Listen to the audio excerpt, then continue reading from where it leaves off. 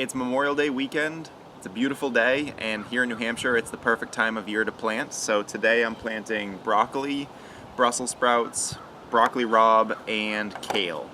If you start your seedlings inside like I do, the very first thing you have to do before you plant is you have to do what they call hardening off your seedlings. When they're inside, they're not exposed to wind or cold or changes in temperature or anything like that. Plus, depending on the grow lights you have, they may not be ready for the intense light of the sun. And if you just put them outside, it's very possible that they're just going to shrivel up and die. So hardening off is a way of slowly exposing them to the outside elements. If you start them inside and you use really powerful lights like the T5s that I use, then the power of the sun really doesn't seem to affect them very much. I brought them outside and put them in the sun, and they do okay. The one thing that can affect them is wind. So something I forgot to mention in my video that talked about the grow tent is when you're starting the seeds, you want to position your lights so they're only maybe an inch off of the leaves of the seedlings, and then you move them up as the plants grow so they stay really close. This really is beneficial for a couple reasons. First off, the plants don't put a lot of energy into growing tall. They just put that energy immediately into the leaves. And you can see that my seedlings are not very tall, but they're really healthy. They have good leaves started, and I bet you when I pull them out, they're going to have a really good root system going. The other reason this helps is because right now, when I go to harden them off, because they're low, they don't really get affected by the wind as much as they would if they were tall, leggy seedlings. So for hardening off, for me, what I do is I usually bring them out 2 days prior to planting, and I'll put them in a shady location and then leave them there for the day so they get some sun, but they're, mixed shade as the day goes on. And then the second day I bring them back out again, and I'll put them in a location where they get mostly sun, maybe a little bit of shade, or maybe I'll move them right in the hottest part of the day depending on the weather. But usually after 2 days they're ready to go. If it looks like they're shriveling at all or wilting, then I may extend it out a few more days, but these ones usually do really well. If you're buying your seedlings, you may not need to do that step. They may already be hardened off, or if you started them in some sort of a greenhouse or a grow tent, you can just open up a side of that greenhouse or grow tent and it will get the wind and get some extra sun, and that's a nice easy way to do it. So everything you're seeing here has been hardened off the last couple of days. As you can see, it's all standing up really well, so we are ready to plant. So the next thing we have to do to get ready is we have to go through and thin out the seedlings. So as I mentioned in earlier videos, I plant 2 or 3 seeds per container. This one has 3. In some cases, only 1 comes up. Like this one here has just got 1. So that's the exact reason why I plant multiples. So if you have a couple of seeds not germinate, you're still pretty much guaranteed to at least get 1 seedling in every cup. Now, it's not perfect. I had a few that had nothing come up, or in this case, I've got this little one here that wanted to pretend it was going to grow and never did, so this one's just not going to work. But so I have to go through all of these now, and I just take a pair of scissors and I snip off whichever one looks the weakest before I plant them.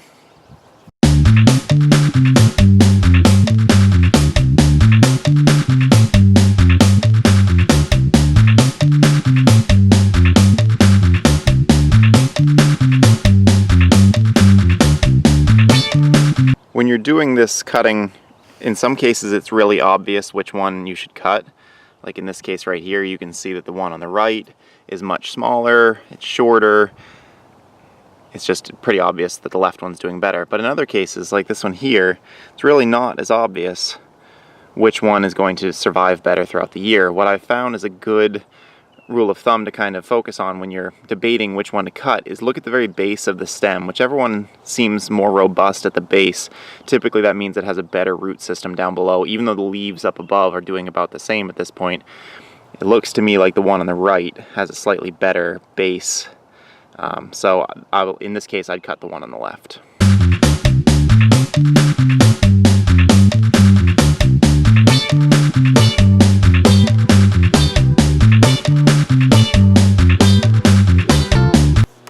So the only last thing you have to do before you're ready to start planting is usually a day before I plant, I go through and I give everything a really big drink of water. You want to make sure that the dirt in the root system is really wet. It holds it together much better when you plant it, and it just gives the plants a good jump start once they're in the ground. So I've gone through, I've trimmed out the weaker seedlings, I've watered them, they're hardened off, so we are ready to go. Okay, so I went back through my growveg.com garden plan and figured out where I had planned to plant everything. It's important to make sure you plant things in the right place, and when you're coming up with your plan for the year, that you think about where you've planted things before. You don't want to plant broccoli in the same place you planted broccoli last year, or ideally you want to give it a few years before you plant it there again. You know, plants use up specific nutrients depending on the plant, and if it's depleted that nutrient in that area, it's going to take a while for that to come back. So if you plant it again, you just won't get the same kind of success. So I looked back at our plan. Most of what I'm planting today is going to be in this area, these 8 beds that are kind of on this side of the garden. So that's where I'll be working today. Now, I grow with a square foot gardening method primarily. I really like it. It saves seeds, it saves water, it saves time. It's just a great way to go. I don't understand why everybody doesn't do it this way. There are a few things about it that I think are unnecessary, however. So the biggest one is that they recommend you go through and either with some sort of a framework you build or string, you mark out exactly where everything would go, and then you plant it. I found that that's just really not necessary. In most cases, it's pretty easy to just come up with where you should plant it without the string. I've done it in the past. I'll post a picture if I can find it. But I just go through and I kind of lay things out. I just set the cups approximately where they need to be based off of the number of plants in each box. Eyeball it, get it right, and then I plant them in the right location. The only exceptions to that are there are a few plants where you're sowing the seeds directly in the ground and it's just impossible to space them out perfectly. So some examples are the 2 things I've planted so far, which is spinach and carrots. I plant them fairly thin. I try to avoid having to go back through later and thinning them out, so I plant them pretty sparse to begin with, and then I let them sprout and get a little time and see how they do, and then I go back through and I plant some more to fill in the gaps. That actually works out as an extra benefit because that way you extend your growing season a little bit as long as you plant them early enough. So in the example of the carrots, I planted them, they haven't come up yet, but they should in a few days, and then once they do, I'll fill in the gaps, and that means that the first batch will be ready probably a week or 2 weeks earlier than the second batch. So I get to pick fresh, perfectly sized carrots for a couple weeks longer at the end of the season than I would have if I'd planted them all at the same time. Here's an example of that in action. On our spinach, you can see the ones that I planted early. It's pretty obvious which ones are bigger. And then now that those ones have come up, I went back through and I planted a second batch, which are these smaller ones coming up in the gaps. So unless the weather turns really hot, we're going to have spinach for several weeks straight out of this bed. And then this is the bed that I planted the carrots in, but like I said, they're not up yet.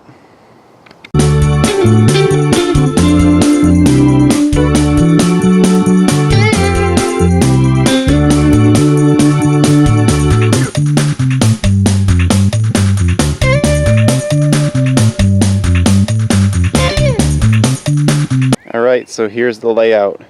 These 2 beds are broccoli, 6 per bed. These 2 beds are broccoli rabe, again 6 per bed. These 2 beds, what you're seeing is kale. It's a mix of 2 different kinds of kale. I left a big empty spot here because that's where I'm going to plant my pole beans behind this. So there's 4 kale there and 6 kale up there. 4 might be crowding it a little bit, but I think it's going to be okay based off of how it's done in the past. And then here, it's supposed to be 2 beds of Brussels sprouts, 6 per bed, but for some reason my Brussels sprouts did not do well this year. I planted, I think, 15 or 16 of them in order to get 12, and I only got 9. So I either need to buy some or see if I can see if any of my friends or family have any left over, because I have a lot of different friends who plant gardens as well. So that will be coming soon to fill in those gaps. But now the next step is I need to plant them all.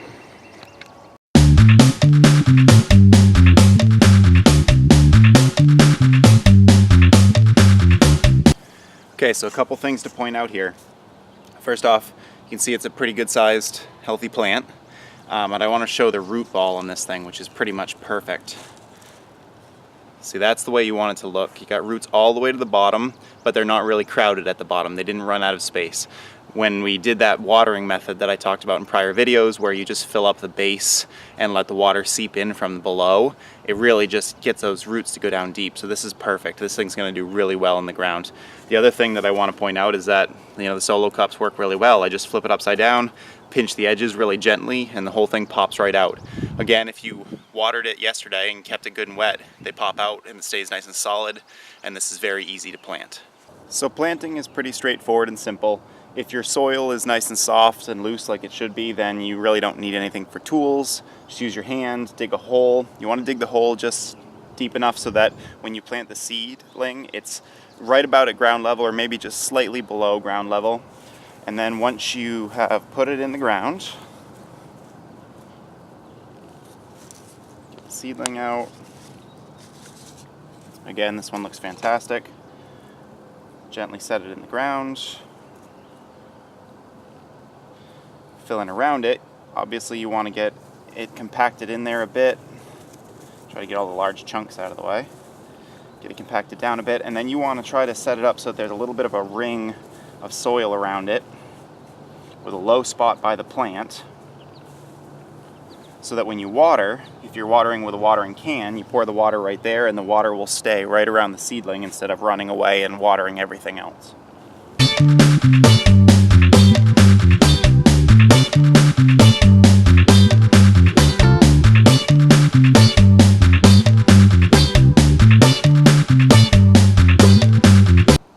Alright, there they are, all in the ground. The next step is to water them. Normally what I do is I just grab the watering can and I come through and I give each individual plant a big drink right at its root ball. No sense in watering the whole bed if you don't have to, but this year we're in a pretty significant drought. The ground is really dry, basically 6 inches down, and there's very little moisture. So I'm going to go through with the garden hose and water each bed really thoroughly. The last thing you want to do after putting the seedlings through trauma, the trauma of being planted, the last thing you want to do is put them through further trauma because they can't get enough to drink.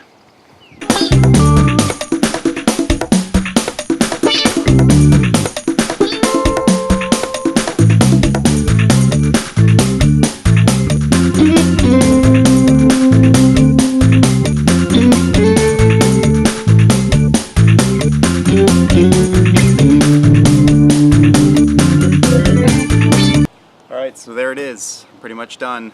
I've got a few seedlings left over. I had extras of everything except for Brussels sprouts, so what I usually do is give it a couple of days, make sure nothing died during the planting process. If it did, I have some spares, and then I just reach out to friends and family, see if anybody needs these, try to find them a good home. So a couple things I wanted to talk about that I forgot to mention at the beginning of the video. First off, these were a little bit of an experiment this year. Typically in the past, I start my seedlings really early, sometimes in mid to late February, depending on the plant. You know, broccoli, Brussels sprouts, everything I planted today can go in the ground pretty early in the year. They can withstand some fairly cold temperatures, so you can get them started early. And in the past, I've started them super early. If you look at my 2013 garden video, those seedlings got huge before I was able to get them in the ground. That happened to be a very cold spring, but anyway, so it's really not necessary. You're kind of hurting the plants when they get that big inside. They get so root bound in these cups, even in the big cups, that by the time you plant them, it takes a lot of energy for them to then get their roots out of that large root ball and spread out into the soil. So although you may think you're helping yourself, you're really not. So this year I started everything quite a bit later. I started these, I think it was around mid-March, and maybe even late March, and then I started my tomatoes, cucumbers, Brussels sprout, zucchini, those kinds of things. I started them in mid-April, so they're not very big, they're really not, but you saw in the video that the roots are very healthy, and I really think it's going to benefit us out here, and it saved a lot of electricity. My electric bill in March and April and May, March and April and February and everything, depending on when I started them, can be really high, so it's nice that this year I didn't get anywhere near as much of that. The other thing is that the plants need warm soil to grow. Even these plants that can tolerate colder temperatures. Several years ago we lived in an apartment and we got a little plot at a community garden plot, and I remember I would go out every spring sometime around late April or early May to start getting the garden ready, and people would already have plants in that were 6 inches tall, and they'd they'd either grown them inside or bought them, and they were very excited. They got their plants in early, and at first I was thinking like, wow, I'm behind, I gotta catch up. But then I'd watch, and their plants would basically not grow. They would just kind of stay at the same size, and my plants, which were much smaller, would catch up. And then by June, you couldn't tell who had their plants in first or not, because if the ground's just not warm enough, things aren't going to grow. They're just going to wait for everything to warm up. So there's really no point in starting super early. So this year was an experiment. I started later. I think it's going to work out really well, and if it does, that's what I'm going to do going forward. So this week we planted the colder stuff. Probably next weekend I'm going to be planting tomatoes, cucumbers, zucchini, basil, some flowers, and some herbs. I have to get some seedlings, so I'll probably show those in the next video. So that's it. Comment if you have any questions, and thanks for watching.